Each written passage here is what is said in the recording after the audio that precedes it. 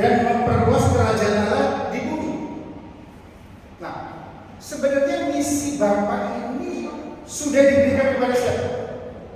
Kepada manusia pertama, Adam. Tetapi karena Adam ini berbuat dosa dan terputus hubungannya dengan Tuhan, kehilangan kemuliaan Allah, Adam ini gagal melakukan misi Bapa, menghadirkan kerajaan Allah, gagal. Nah, karena Adam gagal, akhirnya Tuhan itu mengirim siapa? Adam yang kedua, Adam yang terakhir. Siapa ya? Tuhan Yesus. Jadi Tuhan Yesus ini diberikan tugas bukan hanya menebus dosa kita, saudara. Tuhan Yesus ini diberikan tugas setelah menebus dosa kita, dia harus melanjutkan misi Bapa. Bersama siapa? Bersama kita, tubuh Kristus.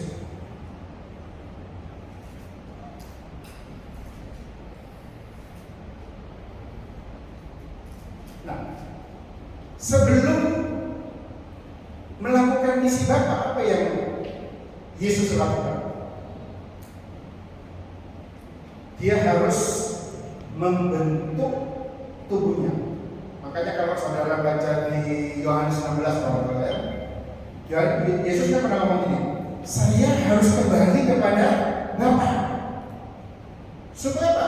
Kalau saya tidak kembali ke Bapa, kembali ke surga, Bapa tidak mungkin kirim Roh Kudus.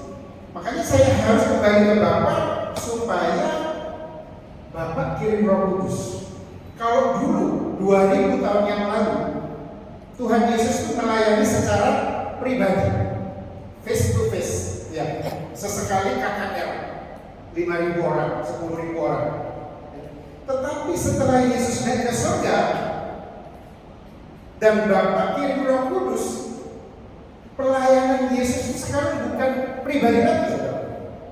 Pelayanannya sekarang menjadi korporat. Tahu ya saudara? Bedanya yang satu pribadi, yang satu korporat. Maksudnya apa nih kok ada pelayanan korporat? Yesus kirim Roh Kudus untuk tinggal di dalam setiap orang percaya yang sudah lahir baru. Dan orang percaya yang lahir baru ini ada di mana, saudara? Bukan cuma di Mampang, bukan cuma di Surabaya, ada di Sidoarjo, ada di Gresik, ya, ada di Amerika, di mana-mana. Makanya dikatakan pelayanan Tuhan Yesus itu adalah pelayanan korporat sekarang. Kenapa? Karena Yesus yang naik ke surga ini, saya berdoa mudah-mudahan ibu-ibunya juga ngerti ya. Supaya Yesus yang naik ke surga ini, dia tidak berhenti melayani kita, saudara. Dia tetap melayani kita, tapi secara korporat. Dia sekarang menjadi apa? Kepala dari gereja atau kepala dari tubuh Kristus. Kita ini adalah tubuh Kristus. Tubuh Kristus yang anggotanya kan banyak, ada di mana-mana itu. Nah, untuk melaksanakan misi Bapa inilah, ya, Tuhan Yesus harus apa? Membentuk tubuhnya. Kalau saudara pelajari di kitab Roma, ya, mungkin nanti di rumah pelan-pelan dipelajari. Saya dulu juga kaget bingung. Kitab Roma 1 sampai Roma 11, pasal 1 sampai pasal 11 itu sebenarnya rencana penebusan Yesus. Nah, Roma 12 sampai Roma 16, pasal 11 sampai pasal 16 itu adalah pembentukan tubuh Kristus. Itu intinya. Nah, kalau kita mengerti ini, nanti kita akan lebih mudah gitu. Lebih mudah untuk memahaminya. Nah, sekarang bagaimana caranya? Jadi semua nanti berkaitan dengan full gospel. Saudara sebagai leader di dalam full gospel ini tugas kita. Makanya kita harus memahami ini. Gitu. Kalau orang awam atau orang yang cuma biasa, tidak perlu memahami ini. Gitu. Nah, sekarang pertanyaannya bagaimana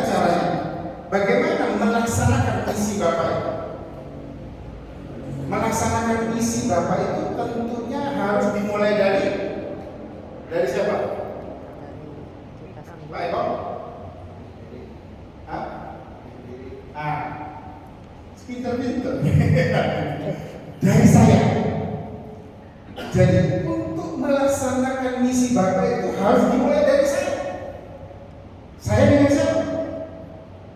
Saya bersama dengan anggota-anggota tubuh Kristus yang lainnya. Siapa itu anggota tubuh Kristus yang lainnya? Nomor satu, keluarga kita tentunya kan ya. Istri, suami, anak-anak itu harus ada persekutuan kita, harus ada mesbah, karena itulah sesama anggota tubuh Kristus yang paling dekat. Yang kedua itu konsep, atau karena kita ini ada di dalam wadah full gospel, berarti apa? Unit terkecil dari wadah full gospel apa? Unit terkecil daripada komunitas full gospel itu apa namanya?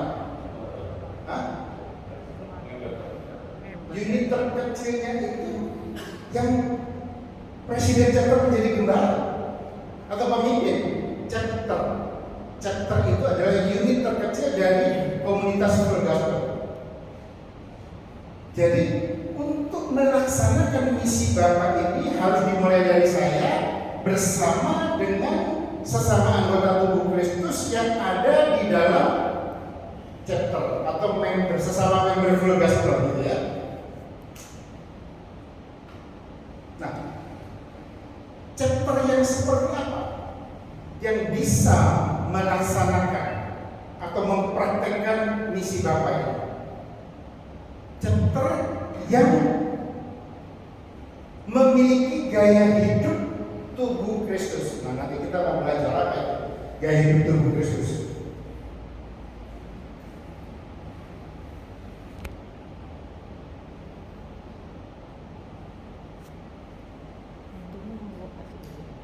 Nah, jadi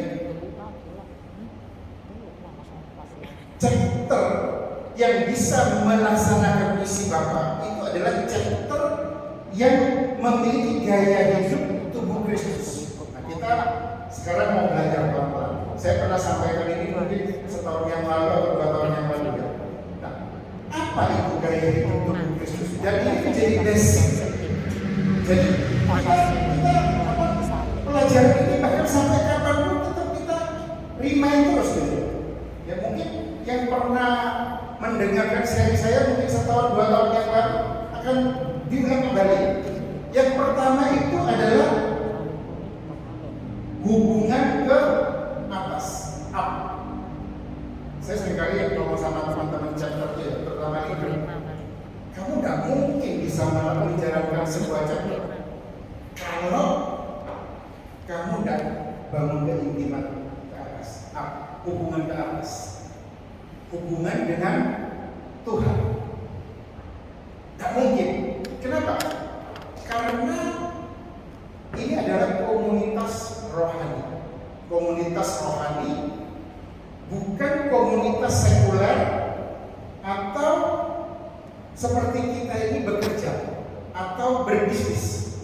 Kalau saudara bekerja atau berbisnis, meskipun saudari sampai 10 jam, 15 jam, saudara tetap semangat kan ya? Saya lihat Pak David Kusbianto ini luar biasa ya. Sampai malam aja masih di mobil ya. Luar biasa. Sampai malam. Nah, kita masih semangat ya kalau selama apa? Rewardnya adalah kalau kita bekerja berbisnis kan rewardnya ada. Kelihatan gitu. Tapi kalau komunitas rohani kita nggak kelihatan rewardnya, saudara. Rewardnya di mana? Rewardnya ada di surga. Ya. Dan kita melakukan ini bukan karena reward juga, tapi karena kita ini mengasihi Bapa kita. Kita sedang mengekspresikan kasih Bapa, sehingga kita melakukan misi Bapa. Nah, makanya kenapa sebagai pelayan hamba Tuhan, achievement, kita harus bangun keintiman secara konsisten dengan Tuhan, dengan Roh Kudus. Kenapa? Karena kekuatan kita di sini. Kita harus bisa menjaga kasih mula-mula kita. Ya. Seperti sepasang suami istri. Kalau suami atau istri tidak menjaga kasih mula-mula, dalam hitungan 3 tahun, 5 tahun, terus mulai ada macam-macam cekcok lah, atau mungkin banyak hal-hal godaan-godaan di luar. Kenapa? Karena dan bangun keintiman dengan baik gitu. Demikian juga kita. Kenapa kita harus bangun keintiman dengan Tuhan? Ya karena inilah kekuatan kita. Kalau saudara baca di Roma 12 ayat 1, dikatakan apa? Karena kemurahan Tuhan. Karena kemurahan Tuhan ya. Kenapa? Karena kemurahan Tuhan. Karena pasal 1 sampai pasal 11 itu berbicara penebusan Tuhan Yesus. Makanya Rasul Paulus ngomong karena kemurahan Tuhan, yang pasal 1 sampai pasal 11 karena kita sudah ditebus, kita harus mempersembahkan tubuh kita sebagai persembahan yang hidup, yang kudus dan yang berkenan kepada Allah. Itulah ibadah yang sejati. Artinya apa saudara? Kita ini hubungan ke atas itu kita harus menundukkan diri kita kepada Kristus. Dengan cara apa? Dengan cara mempersembahkan tubuh kita. Bukan cuma waktu di tempat ini saudara, bukan cuma pada waktu saudara ke gereja, tapi sepanjang hari. Saya sering kali ngomong connect 24 jam. Jadi jangan sampai ini, saudara kalau ke gereja atau ke tempat ini, saudara sebagai tubuh Kristus, saudara bersama dengan kepalanya, dengan Yesus kepalanya, bersama-sama datang ke tempat ini. Tapi begitu saudara keluar dari tempat ini, kepala jalan sendiri, tubuhnya jalan sendiri. Makanya banyak anak Tuhan itu tidak bisa menjaga perilakunya, ya, perkataannya. Dia hanya kudus suci ketika dia ada di dalam gereja atau di dalam persekutuan. Begitu dia keluar, jalan sendiri-sendiri, sudah kepala jalan sendiri, tubuhnya jalan sendiri. Seperti apa? Seperti lihat dia. Nah, kalau seperti ini, ya kita tidak mencerminkan sang kepala kita di dalam kehidupan keseharian kita. Jadi pertama kita harus menunjukkan tubuh kita sebagai persembahan yang hidup. Seluruh area hidup kita. Ketika saudara bekerja, ketika saudara jalan-jalan di mall, ketika ibu-ibu merawat dan menjaga mendidik anaknya, ya, ketika kita ngobrol bersama dengan keluarga, dengan istri, anak-anak, suami, itu ada Kristus sang kepala kita, sehingga kita nggak gampang rapuh, sehingga kita ini nggak gampang sensitif, nggak gampang tersinggung. Kenapa? Karena kita selalu bersama dengan kepala, menunjukkan diri kita kepada sang kepala, mempersembahkan seluruh hidup kita kepada hadirat Tuhan, ke dalam hadirat Tuhan, koranio istilahnya. Ya. Yang kedua, hubungan api. Di Roma 12 ayat 2 dikatakan, janganlah kamu menjadi serupa, janganlah kamu menjadi serupa dengan dunia, tetapi berubahlah menurut pembaharuan budimu, supaya kamu mengerti kehendak Allah yang baik dan yang sempurna. Nah, artinya apa saudara? Yang pertama tadi kita menunjukkan tubuh kita supaya kita terus menyembah Tuhan. Itulah ibadah yang sejati. Yang kedua, Tuhan mau melalui Rasul Paulus supaya kita ini terus menerus memperbaharui akal budi kita, jiwa kita. Saudara tahu di dalam akal budi atau jiwa itu ada apa? Ada 4: pikiran, perasaan, perkataan, dan perilaku. Nah, ketika kita terus di-pruning istilahnya pruning itu dicuci oleh firman,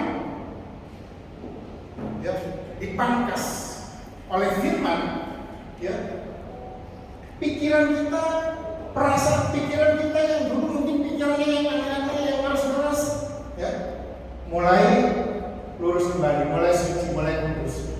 Perasaan kita yang dulu suka baper, gampang baper, gampang tersinggung, gampang kecewa, gampang kepahitan, ya, itu juga dicuci oleh firman, sehingga tidak baperan lagi sekarang gitu. Sehingga 4P ini, pikiran, perasaan, perkataan, dan perilaku kita semakin hari semakin baik, semakin benar, sesuai dengan maunya Tuhan, sesuai dengan Galatia 5:22-23, buah roh keluar dari kehidupan kita saudara. Jadi itu yang pertama, saudara. Kita harus bangun dulu keintiman dengan Tuhan. Dan yang kedua, saudara, hubungan ke dalam ini. Ya. Apa maksudnya hubungan ke dalam, saudara? Kalau saudara nanti di rumah pelajari Roma 12 ayat 3 sampai 8, itu tentang membangun tubuh Kristus. Jadi artinya apa, saudara?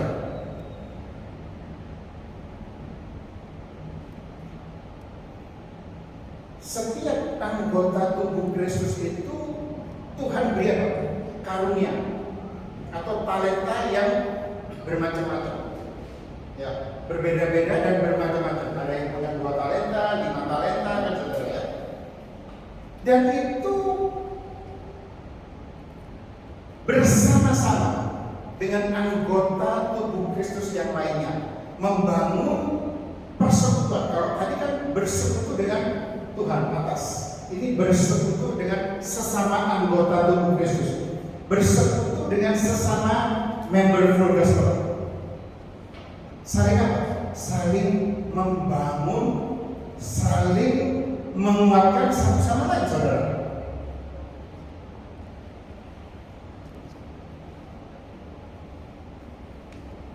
Saling berkontribusi. Artinya saling berkontribusi itu saling bermanfaat, saling berguna satu sama lain. Nah, ketika kita melakukan hubungan ke atas dengan konsisten dan kita juga bangun, itu artinya kita punya keintiman secara pribadi dengan Tuhan. Yang kedua, bangun hubungan ke dalam, kita punya persekutuan yang indah, yang saling menguatkan, saling membangun, saling berguna, bermanfaat dengan sesama tubuh Kristus. Nah, pada waktu ini kita lakukan secara bersama-sama, saudara. Kita tahu tadi kepalanya kita ini siapa? Kristus. Kristus ini akan menggerakkan hati kita melalui Roh Kudus, saudara. Roh Kudus kan sudah ditaruh di dalam hati kita, bersatu dengan roh kita kan. Jadi kepala ini akan menggerakkan seluruh anggota tubuh Kristus melalui Roh Kudus, melalui keintiman dengan Roh Kudus, menggerakkan kita ini untuk melakukan apa, saudara? Hubungan keluar. Mudah-mudahan ibu-ibu bisa ngerti ya. Jadi tadi hubungan ke atas, hubungan ke dalam, dan sang kepala Kristus ini kalau kita intim terus konsisten 24 jam bahkan, dia akan selalu menggerakkan kita, anggota-anggota tubuh Kristus, untuk melakukan untuk melakukan pekerjaan Allah. Apa itu pekerjaan Allah?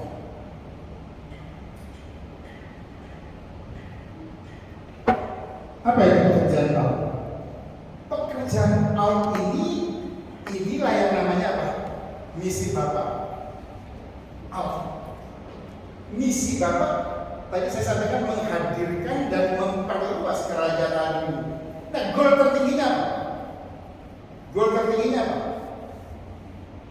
Kenapa chapter Jem Anugerah bisa beranak menjadi Jem Raja Wali? Jem Raja Wali namanya luar biasa bagus, ciamik sekali. Saya ingat di Yesaya itu ya, orang yang menanti-nantikan Tuhan katanya akan seperti burung Raja Wali ya, yang mengepakkan sayapnya, berlari tidak menjadi lesu, berjalan tidak menjadi lelah. Kenapa? Karena Roh Kudus bersama dengan kita gitu. Nah, goal tertingginya kita ini sehingga kita bisa berada chapter, dari satu chapter dulu jadi emas. Presidennya Pak Andi, saya wakilnya waktu itu. Akhirnya Pak Andi tugas ke Barat, dan JMS ini dilanjutkan oleh saya, terus beranak. Sekarang hari ini rasanya dari JMS itu jadi 7 chapter rasanya sekarang. Nah, kalau 7 chapter itu berarti membernya bertambah kan? Ya bertambah pasti, nggak mungkin kalau chapternya nggak bertambah terus beranak aja. Termasuk JMS itu katanya tadi dari berapa? 7 ya?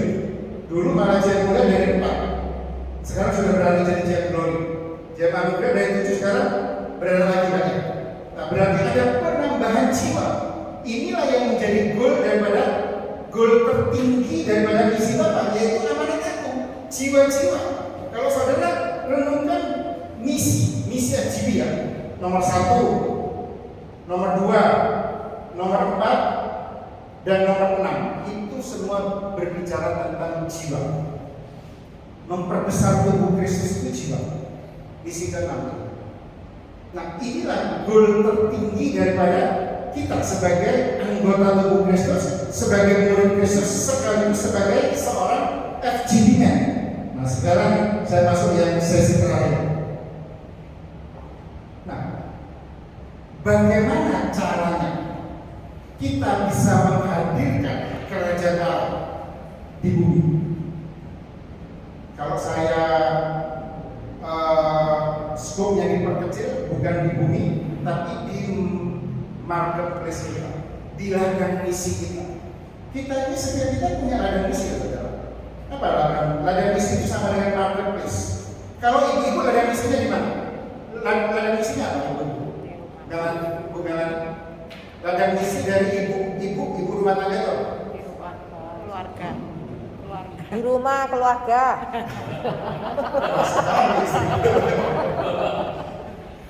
Jadi ladang misi ibu-ibu ini adalah anak-anaknya. Bagaimana anaknya itu bertumbuh secara rohani, dilatih, dirawat, diajar, dimuridkan oleh ibu-ibu. Juga di mana? Di tempat arisan. Kalau masih arisan, pekerja atau pebisnis, ladang misinya di tempat pekerja. Ya. Pelajar, mahasiswa, ladang misinya ya di tempat kuliah, di sekolah. Gitu. Jadi setiap kita ini punya marketplace, punya ladang misi. Nah, bagaimana caranya menghadirkan kerajaan Allah di marketplace kita, di ladang misi kita? Ya, yang pertama itu yang kita harus hadirkan itu apa?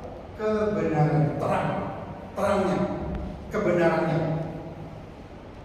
Ketika terang datang, kebenaran datang, kegelapan akan menyingkir. Ya.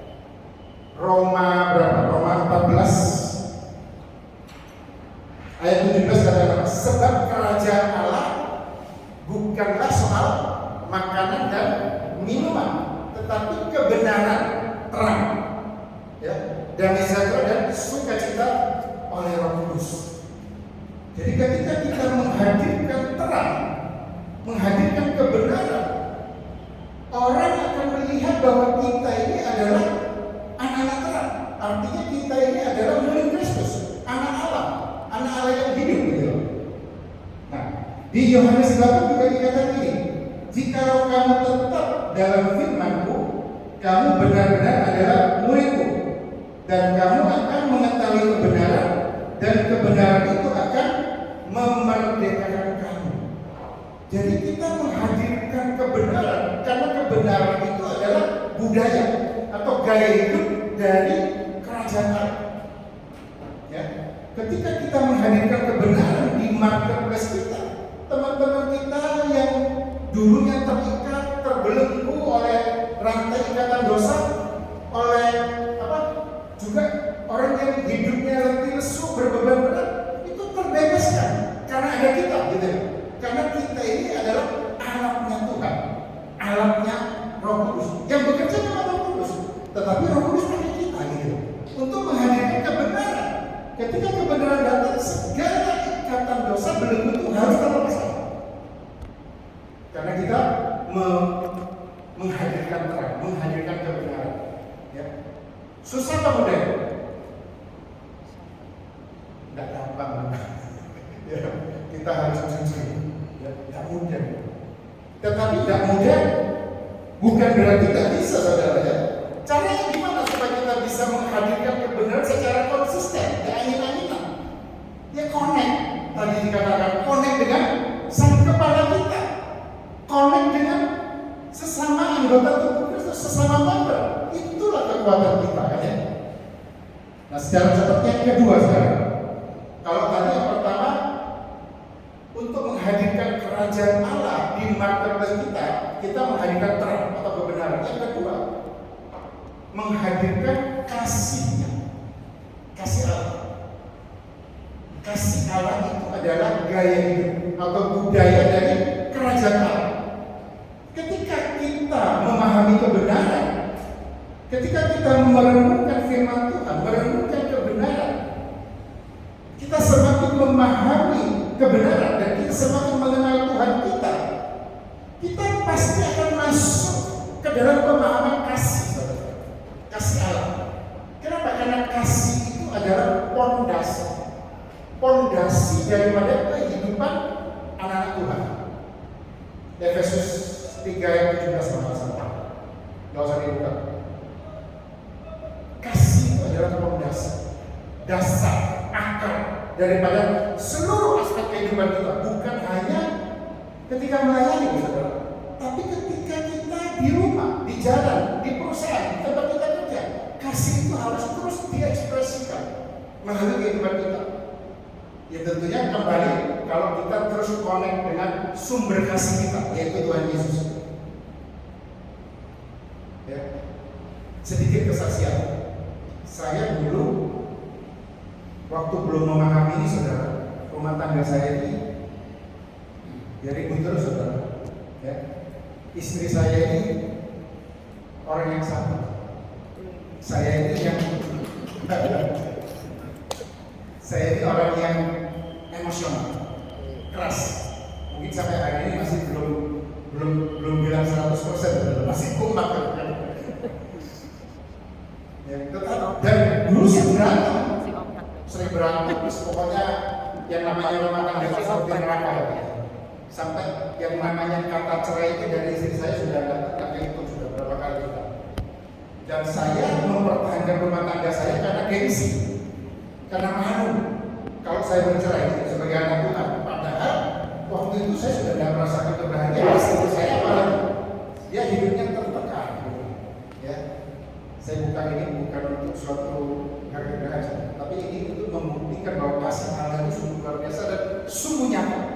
Kalau kita memahami dan kita praktekkan itu. Hari ini, saudara, saya sejak bertobat 2006, saya belajar terus mempraktekkan kasih, meskipun tidak mudah, kadang jatuh bangun. Sampai saya pernah curhat sama senior saya, aku ini sudah mulai praktekkan kasih, bojoku malah lama, saudara. Karena bertahun-tahun disakiti, saudara, bertahun-tahun disakiti, ditekan, ya. Ketika saya mulai sabar, dia yang lama, gitu. Nah, senior saya ngomong apa? Gak apa-apa, terus tabur kasih, gitu. Lama-lama lah, ternyata semua lebih ciamik daripada dulu, malah sekarang.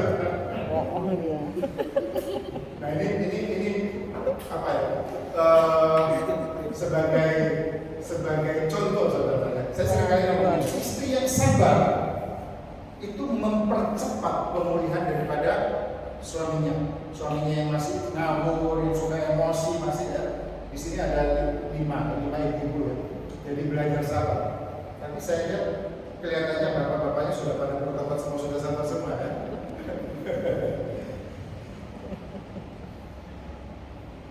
Jadi bisa nggak kita praktek kasih agape ya, saudara? Bukan kasihnya manusia. Kasih manusia itu kasih eros, filio, storge. Tapi kasih yang tertinggi ini kasih agape. Bisa, saudara. Kenapa? 1 Yohanes 4 ayat 19 katakan apa? Kita bisa mengasihi karena Allah terlebih dahulu mengasihi kita. Jadi kita ini sebenarnya kalau bisa mengasihi sesama kita, dimulai dari istri kita, keluarga kita. Kita ini hanya memantulkan kasih Allah, saudara. Kekuatan itu ada dari Roh Kudus yang ada di dalam kita. Roma 5 ayat 5 katakan apa? Kasih itu sudah dicurahkan di dalam hati kita oleh Roh Kudus. Berarti kita ini punya modal, saudara. Ketika saudara lahir baru, ya, Roh Kudus tinggal di dalam kita, ya, kita punya benih kasih. Apalagi kita yang disebut sebagai anak Allah yang kasih. Kalau kita anaknya, berarti kita punya benih kasih. Dan itu kita praktekkan, kita latihan, saudara. Kita memang nggak bisa langsung, saudara. Ya. Seperti seekor burung, saudara. Seekor burung yang baru lahir tidak langsung terbang, saudara. Dia punya benih kasih. Dia perlu latihan 1 meter, 2 meter, 5 meter, dan akhirnya bisa terbang, saudara. Kita pun juga begitu. Saya dulu waktu mempraktekkan kasih agape ini tidak mudah, saudara.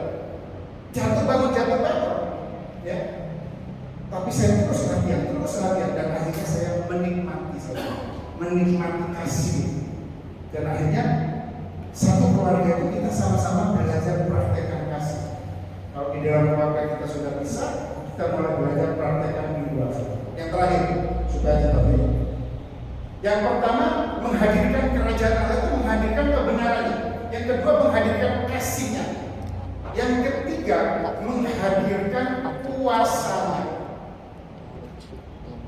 Kisah Rasul 1 ayat 8 katakan apa? Tetapi kamu akan menerima kuasa kalau Roh Kudus turun ke atas kamu, dan kamu akan menjadi saksiku di Yerusalem, seluruh Yudea, Samaria sampai ke ujung bumi. Dan 1 Korintus 4 ayat 20 katakan, sebab kerajaan Allah bukan terdiri dari perkataan, tetapi terdiri dari kuasa. Dan ketika Roh Kudus tinggal di dalam kita, Roh Kudus itu memberikan kuasa kepada kita. Dinamik. Ya. Kuasa itu apa, saudara? Kuasa menyembuhkan orang sakit, bukan kita, saudara. Roh Kudus. Ya. Kita ini hanya sebagai sarananya. Kuasa untuk mengusir setan-setan. Kuasa untuk melepaskan yang terikat dan terbelenggu. Member-member baru yang masih banyak ikatan. Roh Kudus makanya melepaskan member-member baru, termasuk saya, saudara. 16 tahun yang lalu saya ini budaya ikatan, banyak ikatan narkoba, ikatan perzinahan, ikatan segala macam, saudara. Tapi oleh karena kuasa Roh Kudus melalui teman-teman senior saya waktu itu, saya satu persatu dilepaskan, saudara. Saya mengalami pemulihan. Kuasa apa lagi, saudara? Kuasa untuk bersaksi kebesaran Tuhan. Kuasa untuk menjadi saksi, saudara. Menjadi saksi dengan bersaksi beda, saudara. Kalau bersaksi kita bercerita, saudara. Kalau menjadi saksi, kita nggak perlu cerita, orang bisa melihat kehidupan kita, rumah tangga kita, ya, keluarga kita, pelayanan kita, orang bisa melihat. Nah, itulah, saudara.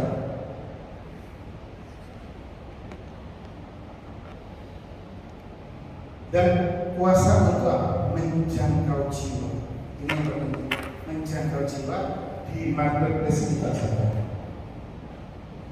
Sehingga kerajaan Allah itu semakin diperluas, semakin besar. Tubuh Kristus semakin besar, saudara. Ya, inilah misi Bapa bagi kita setiap FGB, saudara. Jadi sebagai penutup, saudara, saya ingin kembali untuk bisa melaksanakan misi Bapa. Ya, kita harus mempraktekkan gaya hidup tubuh Kristus, up, in, dan out. Ya. Dan chapter yang sehat. Nah, ini kita berbicara chapter. Saya berdoa supaya chapter J. Anugrah dan anaknya J. Raja lagi menjadi chapter yang bertumbuh dengan benar dan sehat, sehingga terjadi pemuritan yang baik. Saya seringkali ngomong ini, chapter yang sehat itu harus terjadi pemuritan. Kalau nggak ada pemuritan, berarti chapternya nggak sehat. Artinya melalui pemuritan ini, setiap membernya, FGB-nya maupun LF-nya itu mengalami perjumpaan secara pribadi dengan Tuhan, mengalami visi. Dan ketika kita mengalami visi, setiap member mengalami visi, itu yang nempel presidennya. Presidennya nggak mention, presidennya nggak sibuk sendiri. Semua sudah mengalami visi, bersama-sama melakukan misi Bapa, yaitu menghadirkan kerajaan Allah dan memperluas kerajaan Allah di bumi, dan goal intinya adalah jiwa-jiwa. Ya, saya mengakhiri sharing saya malam hari ini. Saya berdoa sekali lagi untuk JM Anugrah sebagai Bapak semakin mengayomi, tentunya ya, sebagai Bapak harus memberikan teladan dan contoh kepada anaknya Raja Wali. Nah, Raja Wali seperti namanya itu tidak pernah menjadi lelah, tidak menjadi lesu, karena Roh Kudus senantiasa bersama dengan kita. Thank you. Selamat